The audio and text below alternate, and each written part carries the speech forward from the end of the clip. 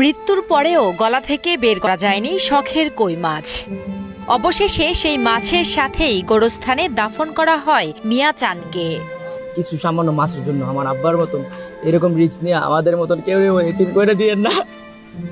আমরা মুখের ভেতর জ্যান্ত কই মাছ ঢুকে শ্বাস বন্ধ হয়ে মৃত্যু হয় নরসিংদীর ৪৮ বছরের মিয়া চানের। যেই মাছ ধরা ছিল মিয়া চানের নেশা, ভাগ্যের পরিহাসে সেই মাছেই প্রাণ গেল তার। একাধিক মাছ ধরতে গিয়ে একটা মাছ মুখে নিয়ে আর দুইটা মাছ ধরতে গেছে দুই হাতে, এই জন্য পরে এই মুখের মাছটা ভিতরে চলে গেছে।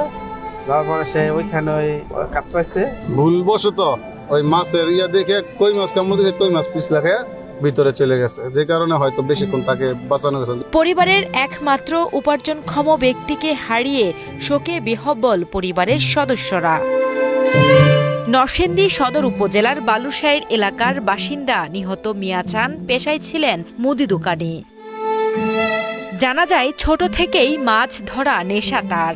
গত ১৭ এপ্রিল বৃষ্টির পর বাড়ির পাশের এক ছোট নদীতে হাতড়ে কই মাছ ধরতে যান মিয়া চান। হাত দিয়ে একটি কই মাছ ধরার পর অন্য একটি ধরতে হাতের কই মাছটি মুখে দিয়ে চেপে ধরেন তিনি। সে সময় অসাবধানতাবশত মুখের কই মাছটি মিয়া চানের মুখের ভেতরে গিয়ে গলায় আটকে যায়। পরবর্তীতে স্থানীয়দের সহায়তায় হাসপাতালে নিয়ে গেলে চিকিৎসক তাকে মৃত ঘোষণা করেন। কিভাবে গেছে এটা আমি জানি না, এটা আল্লাহ জানে আর আমার আব্বা জানে। আব্বা যে কথা বলতে পারে নাই। আমি অনেক চেষ্টা করছি, আমি নিজেও চেষ্টা করছি।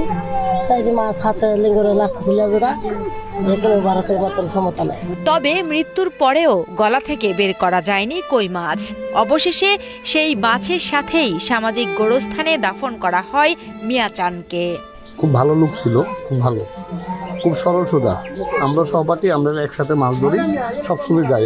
উৎসব তো ঠিক হয়, কিন্তু উৎসব করতে গিয়ে তো মাছ ধরা উৎসব এটা ঠিক তো যাওয়ার সাথে মানে এই ঘটনা মরবার ঘটনা হয়ে গেছে, এটা আল্লাহর হুকুম। মিয়া চানের এমন আকস্মিক মৃত্যুর শোকের পাশাপাশি সকলকেই সচেতন হওয়ার আহ্বান জানান স্থানীয় ইউপি চেয়ারম্যান মুফতি কাউসার আহমেদ। পাশাপাশি এমন অনাকাঙ্ক্ষিত দুর্ঘটনায় এড়াতে সামাজিক সচেতনতা জরুরি বলে মনে করছেন নরসিংদী সদর হাসপাতালের আবাসিক মেডিকেল অফিসার ডাক্তার মাহমুদুল কবির বাশার। এরকম জীবিত মাছ, অনেক সময় দেখা যায় বাচ্চাদের কাছে পয়সা, এরকম বিভিন্ন জিনিসপত্র এরকম যদি চলে যায় সরাসরি শ্বাসনালীতে, আমরা শ্বাসনালীর অংশটা তো অনেক ছোট, স্বাভাবিক শ্বাসনালী বন্ধ হয়ে যায়। তো এই জন্য আমরা মানুষকে বলবো যে আসলে একটু সাবধান হওয়া উচিত। এরকম জীবিত মাছ বা বাচ্চাদের হাতে পয়সা টয়সা না দেওয়া উচিত।